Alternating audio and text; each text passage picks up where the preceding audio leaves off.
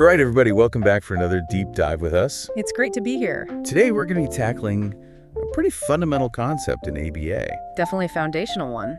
Reinforcement. And I think, we hear this word all the time in ABA circles. Absolutely. It's everywhere. But, I think it's good to kind of break it down sometimes and really think about what we're talking about. Yeah, back to basics. Back to basics.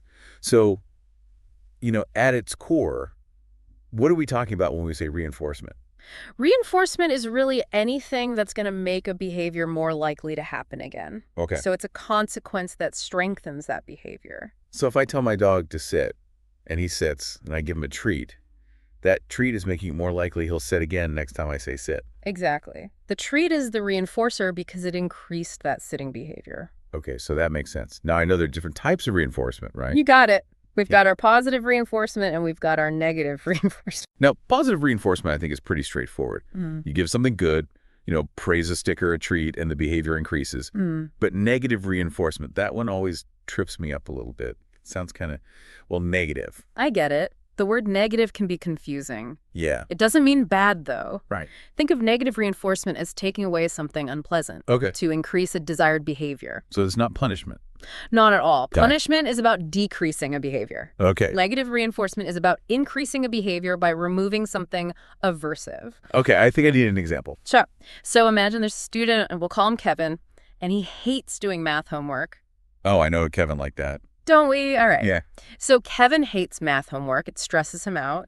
So he starts making excuses to avoid it. Oh, yeah, classic Kevin. And his teacher, wanting to reduce Kevin's stress, lets him off the hook. So by letting him avoid the homework, the teacher accidentally removed the thing he dislikes. And now he's more likely to make excuses again in the future. Exactly. The teacher unintentionally negatively reinforced that excuse-making behavior by removing the aversive stimulus, which was the math homework. This is where it gets interesting because it's not just about the thing itself. The treat or the gold star, or in this case, escaping the homework. It's also about the how. Right. You're talking about the reinforcement procedure. Yes, the procedure. It's not enough to just give rewards or remove things haphazardly. For reinforcement to be effective, it needs to be applied systematically and consistently. So going back to my dog, it's not just about giving him a treat. It's about giving him the treat every time he sits when I give the command. That consistency is the procedure. Exactly. And this is a critical distinction for ABA practitioners. That's right. We need to understand not just what functions as a reinforcer for an individual, but also how to develop and implement effective reinforcement procedures. That makes a lot of sense. So how do we figure out what works as a reinforcer for somebody? Well, a thorough assessment is crucial. We observe their preferences, we talk to them and the people who know them well, and we even conduct formal preference assessments. Right, because what's motivating for one person might not be for another. Absolutely. Yeah. We need to figure out what truly motivates each individual. And it's not just about formal settings like, therapy sessions or classrooms, right? Reinforcement is happening all the time in everyday life. You're absolutely right. Like think about putting on gloves on a cold day. Yeah, the immediate relief from that cold is going to reinforce the behavior of wearing gloves. Right, so next time it's cold, you're more likely to grab those gloves. Exactly. Or how about getting a good laugh from telling a joke? Yeah, that social reinforcement makes you more likely to tell jokes again in the future. So those are examples of natural reinforcement. Precisely. But as ABA professionals, we also use planned reinforcement. Like giving a student a sticker for completing a task. Exactly, to shape behavior. So we're not just observing reinforcement, we're actively using it to help people learn and grow. Exactly. And that's what makes ABA so fascinating. We can take these principles of reinforcement and apply them to help people overcome challenges, learn new skills, and improve their lives. That's really cool. But if reinforcement is so powerful, why isn't behavior change always easy? What are some of the things that can trip us up? It can be tricky sometimes. Yeah. So what are some of the things that we need to watch out for? One challenge is something called the overjustification effect. Okay. And it's this idea that if we rely too heavily on external rewards, we might actually decrease someone's intrinsic motivation. Oh, so if I reward my kids for doing their chores with extra screen time, they might start doing the chores just for the screen time and not because they understand it's, helpful to contribute to the family. That's a perfect example. And what happens when you stop giving the extra screen time? Right. The chore doing might drop off because that intrinsic motivation was never really there. That's a good point. It reminds me of this study I read about where researchers gave kids rewards for drawing something they already enjoyed doing. Yeah. And then when the rewards stopped, the kids actually drew less than they did before the study even started. Exactly. That's the overjustification effect in action. Wow. It really highlights why it's so important to be thoughtful about the types of reinforcers we use and how we fade them out over time. We want to nurture that internal motivation whenever possible. So it's like we're trying to help people find the joy in the activity itself, not just the reward that comes after. Precisely. And sometimes we might unintentionally reinforce the wrong behaviors. Oh. Or reinforcement strategies might have unintended side effects. Like what? So imagine a child who's learning to ask for things that they want. Okay. And they start by, maybe pointing and grunting. Yeah. And sometimes parents, out of frustration, they give the kid what they want just to stop the behavior. Oh, I see. So even though their intention is to make things easier in the moment, they're accidentally reinforcing that grunting and pointing instead of encouraging the child to use words. Exactly. It's a common trap. We need to be really careful that our reinforcement is aligned with those long-term goals. And then there's the ethical side of things, right? Absolutely. We need to make sure we're using reinforcement in a way that respects people's autonomy and dignity. Reinforcement is a powerful tool. Yeah. And we have a responsibility to use it ethically. It's not about controlling people. It's about supporting them to make positive choices and learn new skills. So given all these potential challenges, how can ABA professionals make sure they're using reinforcement effectively and ethically? What are some practical tips? Well, first and foremost, we need to remember that each person is unique. Right. What works for one person might not work for another. Of course. A thorough assessment is key to figuring out what's truly reinforcing for each individual. Right. It's like personalized medicine, but for behavior change. Exactly. And we need to think about the long game. Okay. We don't want to create dependence on external rewards. Right. We want to help people develop that intrinsic motivation. So we might start with tangible reinforcers like stickers or tokens. Right.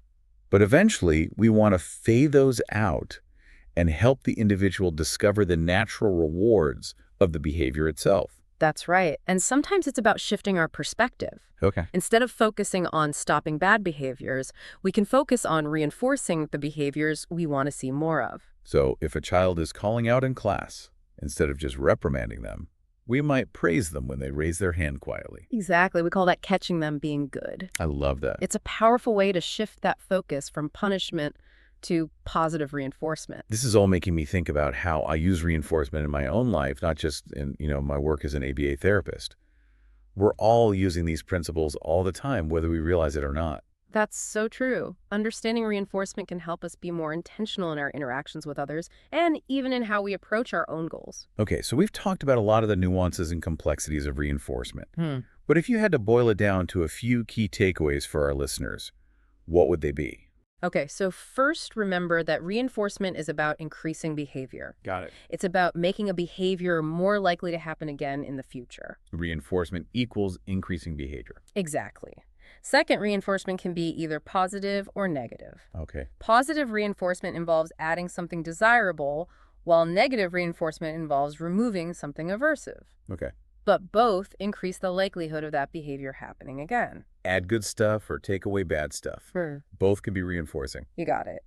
Third, reinforcement isn't about intentions. It's about effects. Okay. We need to look at what happens to the behavior, not just what we're trying to do. So even if we're trying to be helpful, we might accidentally reinforce the wrong behaviors if we're not careful. Exactly. And finally, reinforcement should always be used ethically and with the individual's best interests at heart. That's a great point to end on.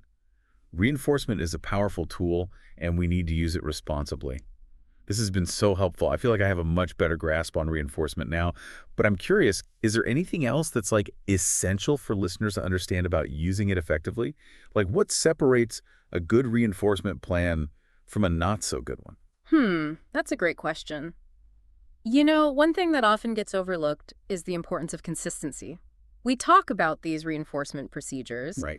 But it's not enough to just have a plan on paper. Yeah, You got to follow through consistently. makes sense. If you're only reinforcing a behavior, sometimes it's going to take a lot longer for that behavior to change. Right. And in some cases, it might not change at all. It's like if I only give my dog a treat for sitting half the time, he's going to be really confused about what I want from him. Exactly. Consistency sends a clear message about what behaviors we're trying to encourage. Okay. And on that note, it's also super important to reinforce the behavior as soon as possible Okay. after it occurs, especially when you're first teaching a new skill. So if I want my dog to learn to shake my hand, I should give him the treat right away after he lifts his paw, Yes, not 5 minutes later when he's wandered off to, sniff something else. exactly.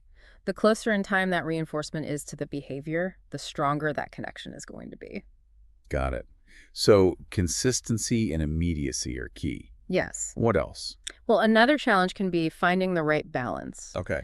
between reinforcement and natural consequences. Oh. We don't want to create a situation where somebody's only doing things for those external rewards. We want them to learn to experience those natural benefits of their actions. Right. So if a child cleans up their toys, we might praise them initially, but we also want them to experience the natural consequence of having a tidy room, which might make it easier to find their favorite toy next time they want to play with it. Precisely. We want to help people connect the dots between their actions and those positive outcomes that follow both natural and planned. This is making me think about how we can create environments that are more naturally reinforcing. Like how can we design classrooms or workplaces where people just feel motivated and engaged without relying solely on external rewards? That's a great question and something I'm really passionate about. It starts with understanding what's intrinsically rewarding for people. Okay. What are their interests? What makes them feel good? How can we create opportunities for them to experience those things through their actions? So instead of just focusing on compliance, we're thinking about how to foster a sense of autonomy, mastery, and purpose. Exactly. When people feel like they have a choice, when they feel like they're getting better at something, and when they feel like their work has meaning, they're naturally more motivated and engaged. That's so powerful. Yeah. It's like we're shifting from that carrot and stick approach to a more holistic view of motivation. I love that analogy. It's about creating a culture of positive reinforcement where people feel supported and encouraged to grow and learn. This has been such an amazing conversation. You've given me so much to think about, both personally and professionally. I'm so glad to hear it.